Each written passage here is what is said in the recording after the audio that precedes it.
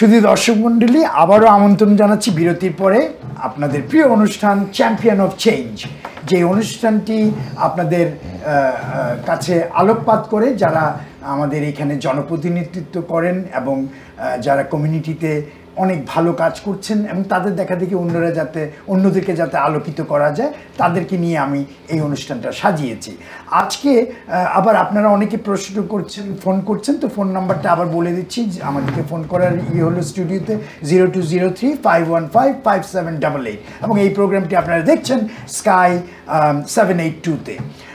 হয়তোবা অনেকে কালকেও দেখবেন, অনেকে সোশ্যাল মিডিয়াতে পরশু দেখবেন। সবাইকে জানাচ্ছে আপনারা যাতে এটি শেয়ার করেন, অনেক মানুষের উপকার হবে। মঈন ভাই, বিরতির আগে আনিসুজ্জামান ভাই বলেছেন ব্যবসা নিয়ে কথা, কমিউনিটির সম্পৃক্ততার কথাটা বলেছেন, আপনিও অনেক কিছু বলেছেন।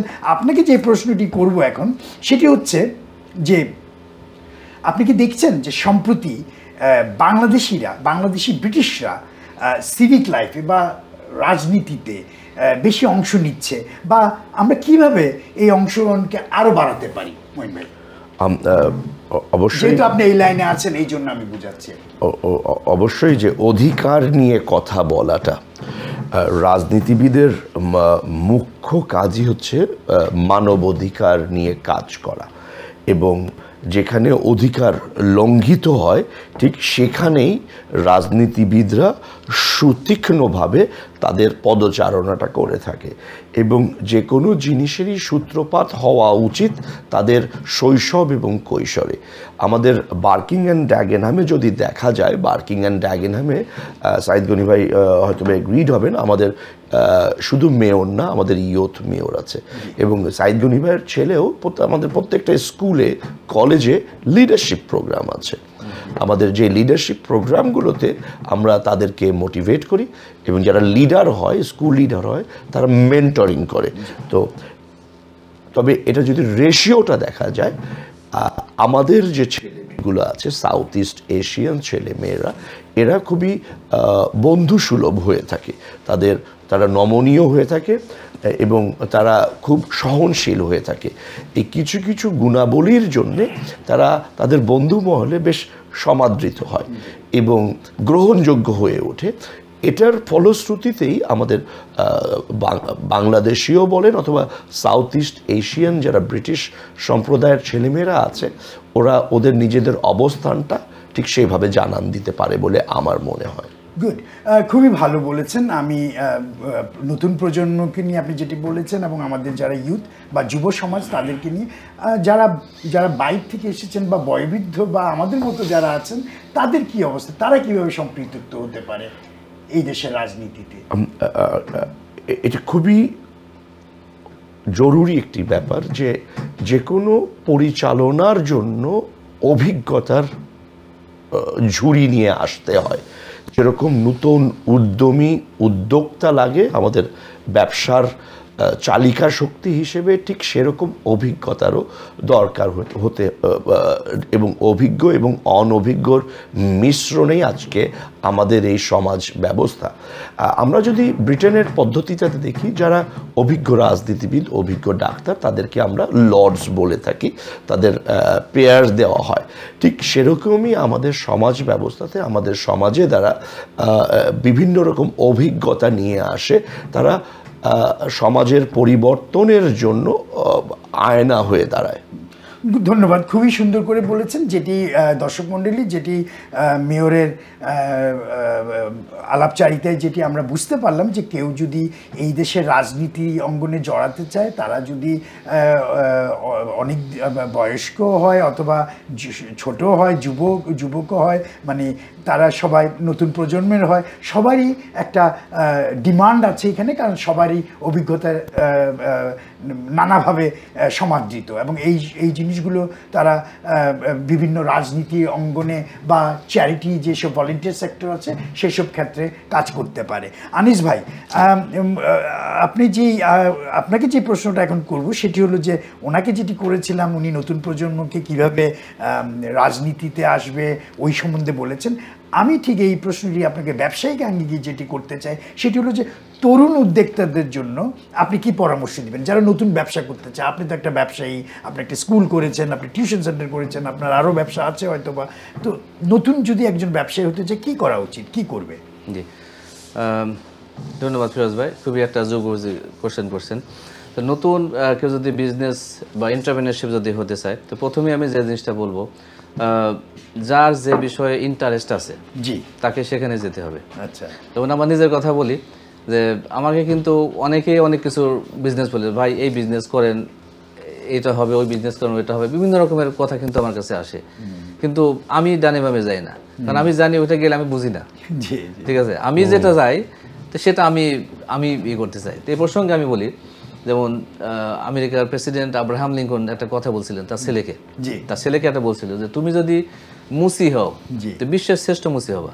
আচ্ছা, আচ্ছা, তো উনার এই কথাটা কিন্তু আমার মনের ভিতরে খুব গেঁথে যায় আর কি, ছোটবেলা থেকেই। জি, তো অনুরূপভাবে তরুণ উদ্যোক্তা যারা যারা আছে আর কি, তাদেরকে বলি যে যখন তারা লেখাপড়া করছে, লেখাপড়া করার পরে মাঝে কিন্তু তার মনের ভিতরে কিন্তু একটা কিছু একটা ব্যবসায়িক হ্যাঁ, একটা ব্যবসায়িক একটা আঙ্গিক আছে, তাই না? সে যে কোনো বিষয়ে সে কিন্তু তার ভিতরে একটা ইন্টারেস্ট গ্রো করছে, জি, তাই না? যে আমি এই লাইনে যাব, আমি কি আইটি সেক্টরে যাব, টিচিংয়ে যাব, না যে কোনো দিক আছে। তো আমি মনে করি যে আমি ঘুরে ফিরে একটা কথাই বলবো, যে তরুণ উদ্যোক্তা যারা যারা বিজনেসের যারা আসতে চায় তাদেরকে বলবো, যারা যেই বিষয়ে স্কিল আছে সেই স্কিলটা যেন ওই বিষয়ে শুধু খাটায়, তো অন্য কোনো বিষয়ে যেন না যায়, গেলে পরে সেখানে মানে রিস্ক থেকে যায়। তো এটাই হচ্ছে আমার পরামর্শ। এবং এক্ষেত্রে ওই রিলেটেড যতগুলা কোয়ালিফিকেশন দরকার বা যে স্কিল দরকার, যে ট্রেনিং দরকার, তা আমি মনে করি যে সেইখানে সেই পজিশনে তার ওই স্কিলটা তার ইমপ্রুভ করা দরকার, তবেই সে একজন সাকসেসফুল ব্যক্তি হতে পারবে। আর একটা জিনিস না বললেই না, যেটা পরিশ্রমের তো কোনো বিকল্প নাই, তাই না? তো বিজনেসম্যানদের কিন্তু সানডে মানডে নাই, হ্যাঁ, তাই না?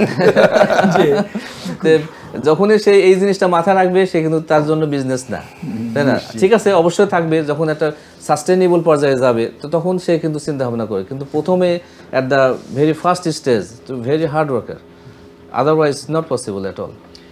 গুড, খুব সুন্দর করে বলেছেন আনিস ভাই। আনিস ভাই যে কথাটি বলেছে দর্শক মণ্ডলী, সেটি হলো যে ওয়ার্ক এথিক্সের কথা বলেছেন, যেটি বলেছেন যে কর্মযজ্ঞ, কাজ করতে হবে, কাজ করতে করতে কাজের কোনো বিকল্প নেই। এবং আরেকটি কথা উনি বলেছেন, নতুন প্রজন্মকে, আপনারা যারা বাবা মারা দেখছেন, আপনারা আপনাদের ছেলে মেয়েদেরকে বলবেন যে যেই জিনিসটা সে পছন্দ করে, হোক সে মিউজিক বানায়, হোক সে ম্যাথসে খুব ভালো, তাকে ওই লাইনেই যাতে কিছু একটা শুরু করে, এন্টারপ্রেনারশিপ করতে পারে এবং অন্য যেটা পছন্দ করে সেটা নিয়ে কাজ করাটাই বড় ভালো, কারণ সে ওই কাজটাই ভালো করতে পারবে এবং এইটাতেই কিন্তু অনেক ভালো ব্যবসা করতে পারবে। এই বিষয়ে আমি ছোট একটা কথা বলি, যে আমাদের কাছে অনেক প্যারেন্টসরা আসে বা স্টুডেন্টরাও আসে, যখন যেমন ইয়ার 9 বা ইয়ার 10 এ সাবজেক্ট চয়েসের ক্ষেত্রে স্কুল যখন ডাকে, এখন প্যারেন্টস বলে যে বাবা তুমি কম্পিউটার সায়েন্স নাও, জি, এখন আর স্টুডেন্ট বলে না আমি কম্পিউটার সায়েন্স নেব না, আমি বিজনেস নেব, হ্যাঁ, তাই না?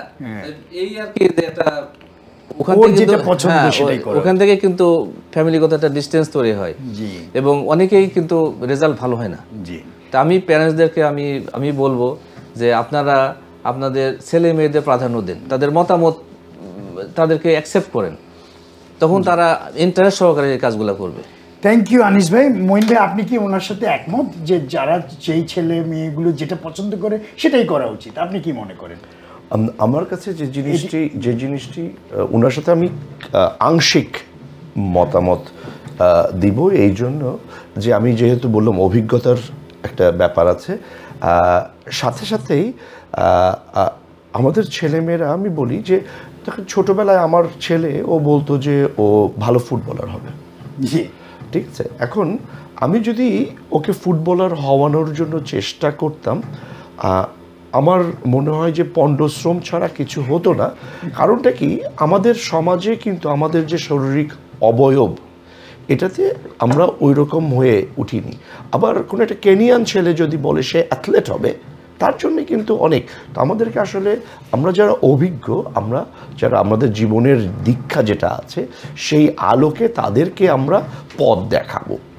এবং বলা হয় যে শিশু অনুর্বর মস্তিষ্ক যখন থাকে তখন তারা অনেক কিছু জানতে চায়।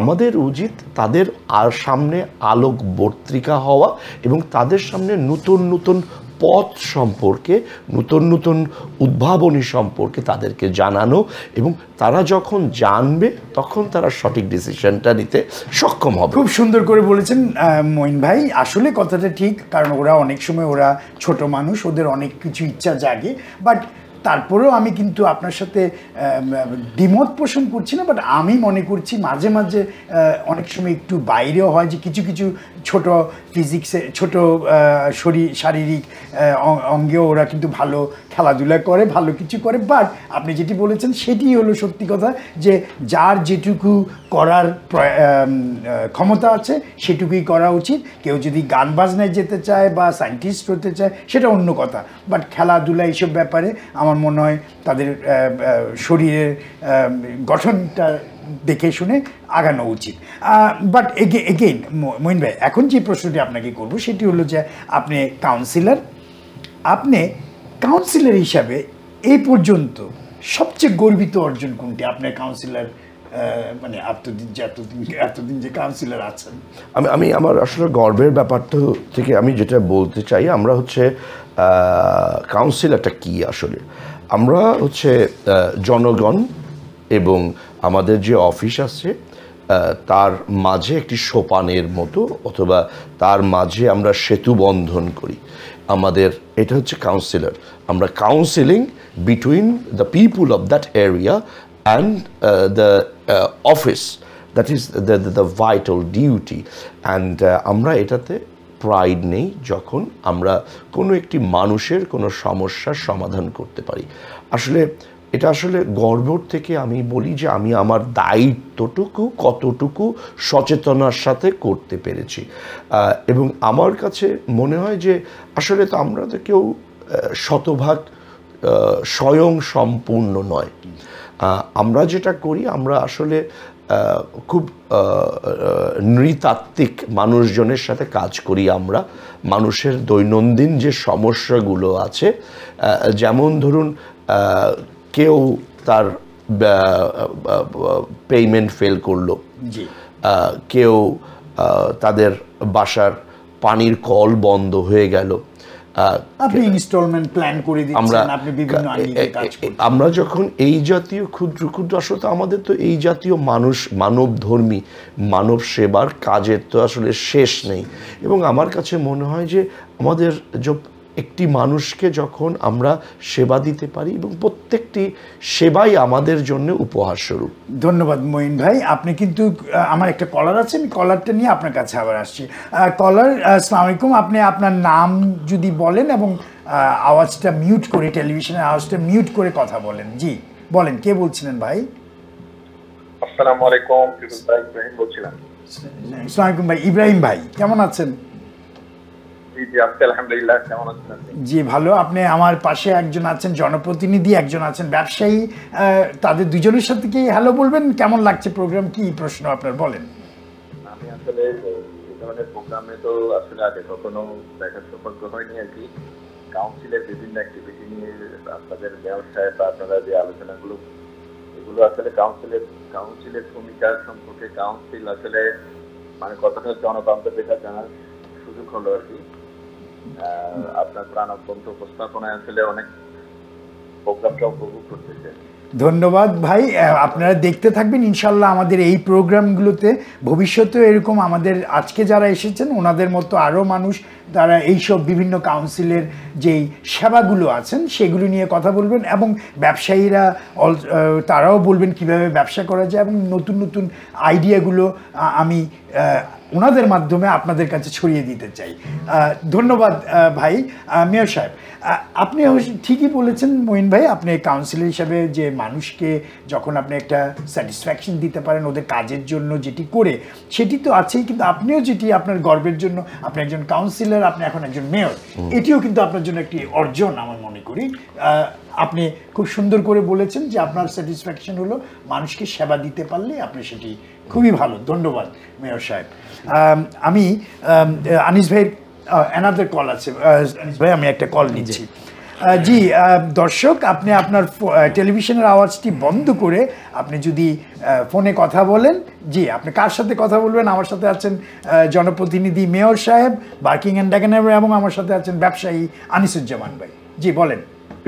হ্যালো, আসসালামু আলাইকুম। আমি শফিকুল আলম কুরাইশ। আমি মেয়র সাহেবের লগে আমি 2-3টা কথা মারতাম, আমার বাঙালি মেয়র সাহেবের লগে। জি হোক বারমুনি ভাই। জি বলেন মেয়র সাহেব বলেন। আচ্ছা, আমি 96 আমি সেপ্টেম্বর সেকেন্ডবারের মতো আমার বউরে তালাক দেওয়ার উদ্দেশ্য আসছিলাম। আমার ডাক্তার তুমি এখানে হলিডে দাও, তা আমি চ্যানেল আইল্যান্ডে আসছি, আমি খামো গেছিলাম চাই থেকে গোলাম আজম ভাই একজন। Thank you. আমি বুঝছি কোরাইশি ভাই, আপনি যেটি বুঝাতে চাচ্ছেন যে মেয়ররা কিভাবে এরকম ওনাদের সার্জারিতে কাউন্সিলররা অনেক মানুষজন আসেন, তারা কিভাবে সেটি হ্যান্ডেল করেন। মেয়র সাহেব, শনিবারে আপনি যখন সার্জারি করেন, আপনার কাছে তো অনেক ধরনের মানুষ আছে, তাদেরকে আপনারা কিভাবে কোথায় সাইন পোস্ট করেন? এটি আসলে নির্ণয় করা হয় তার সমস্যাটাকে দেখে। আমরা মেয়র হতে পারি, কাউন্সিলর হতে পারি, কিন্তু আমরা সমাজের একজন, এবং আমরা একজন সাধারণ মানুষ। এবং আমরা যখন কারো কোনো সমস্যাটা শুনি, আমাদেরও অনেক রকম সমস্যা, আমাদের পারিবারিক সমস্যা, অর্থনৈতিক সমস্যা, সাধারণ মানুষেরও যেরকম সমস্যা আছে, ঠিক আমরা যেটা করি, আমাদের সমস্যা হলে যেরকম সমাধান দিতাম, আমরা চেষ্টা করি তাদের সমস্যাকে আমাদের সমস্যা বলে মনে করে নিয়ে তাদের সমস্যাটা সমাধানের চেষ্টা করি। এখন যদি কোনো পুলিশের সমস্যা হয়, আমি একজন রাজনীতিবিদ হিসেবে অথবা একজন কাউন্সিলর হিসেবে আমি পুলিশের সমস্যাটা সমাধান করতে পারবো না। আমি যেটা করব সেটা আমি পুলিশের নাম, ঠিকানা, পুলিশ স্টেশন, কিভাবে রিপোর্ট করতে হয় সেটা আমি করে দেব। আবার যদি কোনো আইনি কোনো প্রবলেম হয়, সেটা তাদেরকে আমরা পরামর্শ দিই, যেরকম আমাদের সিটিজেন অ্যাডভাইস ব্যুরো আছে, আমাদের এরকম অনেক big charities, well known charities exist in great Britain, free legal advice আছে, তাদেরকে আমরা সাইন পোস্ট তাদেরকে আমরা বলি এখানে যেতে। তো আসলে আমাদের বুঝতে হবে যে আমরা কোথায় যাচ্ছি। এটা খুব ইম্পর্টেন্ট কথা। আপনার মাথা ব্যথা হলো, আপনি নিউরোসার্জেন্টের কাছে যাবেন, কিন্তু আপনি যদি এখন আপনি যদি হার্ট সার্জেন্টের কাছে যান, দুইজনই কিন্তু সার্জেন। আমাকে জানতে হবে যে আমার প্রবলেমটা কোথায় এবং আমি কোথায় যাচ্ছি। খুব সুন্দর করে বলেছেন যে উনি সার্জারিতে ওনাদের কাছে অনেক মানুষজন আছে, যেহেতু জনপ্রতিনিধি, এবং সেবাটা দেওয়াই ওনাদের কাজ। আমি যেই প্রশ্নটি ওনাকে করে ফেলেছি, বাট আপনাকে একটু তারপরেও, যেটি আপনি যেহেতু সফল ব্যবসা গড়ে তোলার জন্য যে ইদানিং যেগুলো আমরা দেখি, এআই অথবা ডিজিটাল উপস্থিতি, ভূমিকা বা তথ্য প্রযুক্তি, আপনি কিভাবে ব্যবহার করবেন, কতটুকু গুরুত্বপূর্ণ? জি, ধন্যবাদ ফিরোজ ভাই। তবে আমি প্রথমে যে জিনিসটা বলবো যে আমাদের কিন্তু যে কোনো কাজে ইনভলভ থাকি না কেন, অ্যাজ এ বিজনেসম্যান হিসাবে আমার কিন্তু সময়ের সাথে সাথে কিন্তু নিজেকেও বদলাতে হবে। জি, তাই না? যেমন আগে আমাদের সব কিছু কাগজে কলমে লেখা হতো, এখন কিন্তু সব কম্পিউটারাইজ হয়ে গেছে, ডিজিটালাইজড হয়ে গেছে, তাই না? তো সেক্ষেত্রে আমি মনে করি যে অবশ্যই আমাদের একজন সফল বিজনেসম্যান হতে গেলে এই স্কিলগুলো থাকা বাধ্যতামূলক। মানে not only that I have something, no, must. যুগোপযোগের সাথে যদি আপনি তাল মেনে না চলেন, তাহলে বিজনেসের ক্ষেত্রে আপনার ইমপ্রুভমেন্টও এরকম আউটপুট আসবে না। তো আমি মনে করি এক্ষেত্রে একজন সফল বিজনেসম্যান হতে গেলে আমাদের যুগের সাথে তাল মিলিয়ে, যে এআই বলেন বা বিভিন্ন রকম টেকনোলজি বলেন, তাই আমাদের এটা শেখা খুবই জরুরি। অ্যাডাপ্টেবল হতে হবে, শিখতে হবে এবং জানতে হবে। ধন্যবাদ আনিস ভাই, খুব সুন্দর করে বলেছেন যে শুধু দর্শক মণ্ডলী, যেটি হচ্ছে আপনারা যারা দেখছেন, আমরাও সব প্রতিনিয়তই শিখছি, এবং আমাদের যেই জিনিসটা আমাদের যারা আমরা জানি না, আমাদের যারা একটু বয়স হয়েছে তাদেরও উচিত তথ্য প্রযুক্তি শেখা, এবং যে নতুন যে ডিজিটাল ব্যাপারগুলো আছে, এআই, না মঈন ভাই কি বলেন? আচ্ছা, আপনাকে আরেকটি প্রশ্ন করতে চাই, যদিও একটু আগে আমি করেছিলাম, তারপরেও আমার কাছে মনে হচ্ছে এটি জনসেবা বা রাজনীতিতে আগ্রহী তরুণদেরকে আপনি একটু আগে বলেছিলেন যে মেন্টরশিপ করেন, বাট তারপরেও আপনি কি পরামর্শ দিতে চান তারা যদি কেউ জয়েন করতে চায়, রাজনীতিতে আসতে চায়, তাদের বাবা মারা এখানে শুনছেন, আপনাকে দেখছেন, হয়তোবা তারাও মনে করতে পারে তাদের ছেলেটাও যদি কোনোদিন এই লাইনে যায়, তো আপনি কি পরামর্শ দিবেন ভাই? নিঃসন্দেহে জনসেবা বা রাজনীতি এটি একটি মহৎ উদ্যোগ, এবং আমি অনুগ্রহ করব যাদের সমাজ নিয়ে কাজ করার ইচ্ছে আছে, তাদেরকে প্রথমেই যে জিনিসটি লাগবে, তাদের ধৈর্য লাগবে, তাদেরকে খুব সহানুভূতিশীল হতে হবে, তাদের ইন্দ্রিয়ের যে ব্যাপারটা, তাদেরকে অনেক কথা শোনার প্রবণতা থাকতে হবে, এবং তাদেরকে প্রতিনিয়ত আপনি যেটা বললেন আপ টু ডেটেড থাকতে হবে, মানে আপনার কারেন্ট সমস্যাগুলোকে থাকতে হবে। এবং রাজনীতিবিদের সবচেয়ে বড় গুণটি হচ্ছে রাজনীতিবিদ is a great problem solver, ঠিক আছে? এবং রাজনীতিবিদকে বলা হয় যে সমাজের একটি আয়নার মতো। তো রাজনীতিবিদ হতে খুবই সহজ, এটা খুব রকেট সায়েন্স না। মানুষের জন্য মানুষকে সম্মান করতে হবে, নিজেকে শিক্ষিত করতে হবে, এবং মানুষের প্রতি তার সহমর্মিতা, পরিবেশের প্রতি সহমর্মিতা, প্রকৃতির প্রতি প্রেম থাকতে হবে, তবেই সে ভালো মানুষ হতে পারবে। খুব সুন্দর করে বলেছেন মঈন ভাই। আর দর্শক মণ্ডলী, মেয়র সাহেব যেটি বলেছেন, কাউন্সিলর মঈন কাদরী, যে আমাদের শুনতে হবে, আমাদেরকে মানুষের কথা শুনতে হবে যারাই রাজনীতিতে আসতে যায়। সবচেয়ে বড় যে জিনিসটি হলো যে প্রথমে শুনতে হবে, তারপরে সহন শক্তিটা বেশি হতে হবে, প্রবলেম সলভিং যেটি, এবং মানুষের অন্যের যে প্রবলেমটি আছে নিজের মনে করে করতে হবে। আমার মনে হয় যারা এই লাইনে আসতে চায়, রাজনীতিতে আসতে চায়, বা ছোট থেকে অনেকে করে, এবং আমরা দেখেছি অনেক বড় বড় প্রধানমন্ত্রী থেকে আরম্ভ করে বড় বড় মিনিস্টার যারা ছোট থেকে রাজনীতি করে এবং আজকে অনেক বড় পর্যায়ে গেছেন। আনিস ভাই, মঈন ভাই তো এই কথাটা বললো যে আমাদের নতুন প্রজন্ম যারা আসতে চায়, এখন বাঙালি ব্যবসায়ীরা কিভাবে একে অপরের সঙ্গে আরও বেশি সহযোগিতা করতে পারে বলে মনে করেন? এখানে দেখবেন আপনি বিবিসি আছে, যেটা Bangladesh chamber of commerce business, এখানে ইংল্যান্ডে আপনাদের এফবিসিআই আছে, বা স্মল বিজনেস অ্যাসোসিয়েশন ইংল্যান্ডের আছে। আপনি কি মনে করেন কিভাবে বাঙালিরা একত্রিত হয়ে আরও উন্নতি করতে পারে, ব্যবসায় একজন আরেকজনকে সাহায্য করতে পারে? জি, আমি মনে করি যে সাপোজ আজকে আপনি যে অনুষ্ঠানটা করছেন, তাই না, এই যে আমরা একে অপরের প্রতি জানছি বা জানতে পারছি, তো এরকমভাবে আমি মনে করি যে আমি জানি যে কিছু আমাদের ফোরাম আছে, বিজনেস ফোরাম আছে, তো এগুলা যদি আরও বেশি ইনভলভ হওয়া যায় আমাদের কমিউনিটিতে, বা এক একটা সেক্টরে, এডুকেশন সেক্টর বলেন বা আইটি সেক্টর বলেন, যে কোনো সেক্টরে যদি আমরা এই জিনিসগুলা এক সেক্টরে যদি সেমিনার টাইপ বা বিভিন্ন হাবের মাধ্যমে যদি আমরা এগুলো আয়োজন করি, আমার মনে হয় যে আরও আমাদের ভিতরে একে অপরের প্রতি জানাশোনার বিষয়টা বেশি হবে। এবং আমি জানি কিছু প্রোগ্রাম হয়, যেমন হুজ হু একটা আছে, তাই না, যে এখানে যারা বিজনেসে যারা ভালো করে বা তাদের এরকম সাকসেস স্টোরি বেশি বেশি যদি আমরা ম্যাগাজিন টাইপ বা এই টাইপ যদি কিছু করি, তো আমরা একে অপরের প্রতি জানবো, একে অপরের প্রতি উদ্বুদ্ধ হব। আমি মনে করি যে এই বিভিন্ন রকমের কমিউনিটির যে অ্যাক্টিভিটিসগুলো আছে, এর মাধ্যমে একে অপরের জানার মাধ্যমে আমরা একে অপরের উপকৃত হতে পারি। ধন্যবাদ আনিস ভাই। আমাদের সময় প্রায় শেষ হয়ে গেছে, প্রোগ্রামটা আসলে দেখতে দেখতে অনেক দূর হয়ে গেল, আরও করা যেত, বাট এনিওয়ে আপনাকে মঈন ভাই আমি জাস্ট হাফ মিনিটের চেয়ে কম, আগামী 10 বছরে আপনি যুক্তরাজ্যে বাংলাদেশ কমিউনিটিকে কোথায় দেখতে চান?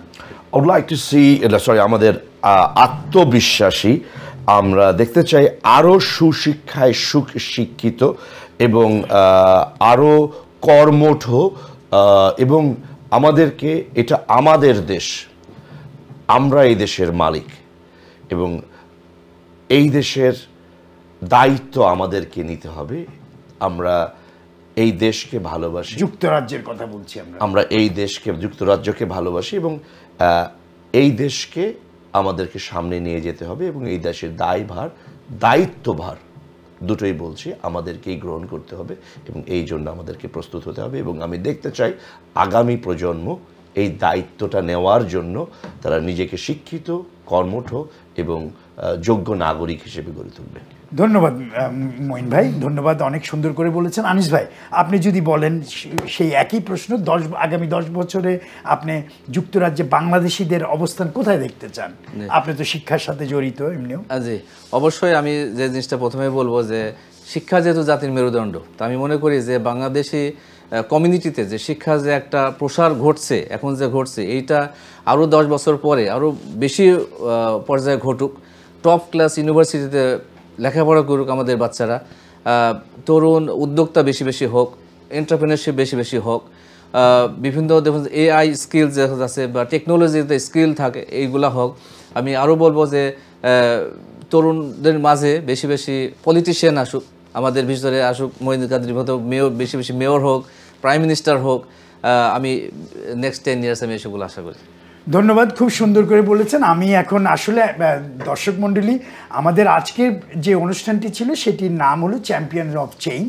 এই যে চ্যাম্পিয়ন দুজনকে দেখলেন, তারা কিভাবে সমাজে এই ইংল্যান্ডের মাটিতে কি করছে এবং কিভাবে পরিবর্তনে অংশ গ্রহণ করছে সেটি আমি প্রকাশ করতে চেয়েছি। আপনারা আপনাদের ছেলে মেয়েদেরকে বলবেন, আপনারা নিজেরাও যারা কিছু করতে চান, দ্যার ইজ অলওয়েজ সেখানে অনেক সবসময় কিছু না কিছু করার আছে। আপনি যে এলাকায় থাকেন সেখানে অ্যাডাল্ট কলেজ আছে, ফ্রি কোর্স করা যায়, সেখানে ফ্রি কম্পিউটার কোর্স করা যায়, ফ্রি ম্যাথস কোর্স করা যায়। স্কিল যদি না থাকে, জাস্ট ওখানে কোনো স্কিল যদি শিখতে চান সেখানেও করা যায়। তা আমি যেটি চাচ্ছি সেটি হলো যে যেভাবে পারেন বেশি বেশি করে জড়াবেন এবং আপনার যে কিছু দেওয়া, যেহেতু আপনি যুক্তরাজ্যে থাকেন, আপনি এই দেশে থাকেন, এই দেশে কিছু করাটা আমি মনে করি খুবই যুগোপযোগী এবং আমাদের করতেই হবে। তো সেই কথা বলে আমি আজকে আমাদের যেই প্রোগ্রাম চ্যাম্পিয়ন অফ চেঞ্জ, এই প্রোগ্রামটি আপনারা শুক্রবারে দেখতে পারবেন, ফ্রাইডে, এবং অনেক সময় হয়তো পরবর্তীকালে অনলাইনে দেখা যায়। আপনারা দেখতে থাকবেন এবং আমাদেরকে লাইক কমেন্ট যেটি করতে হয় সব অনলাইনে যখন যাবে করবেন এবং মানুষকে আরও বলবেন এই প্রোগ্রামটি দেখার জন্য। সেই জন্য আজকে এখানে আমি শেষ করছি। অনেক অনেক ধন্যবাদ। ধন্যবাদ আপনাকে মঈন ভাই, ধন্যবাদ আনিস ভাই।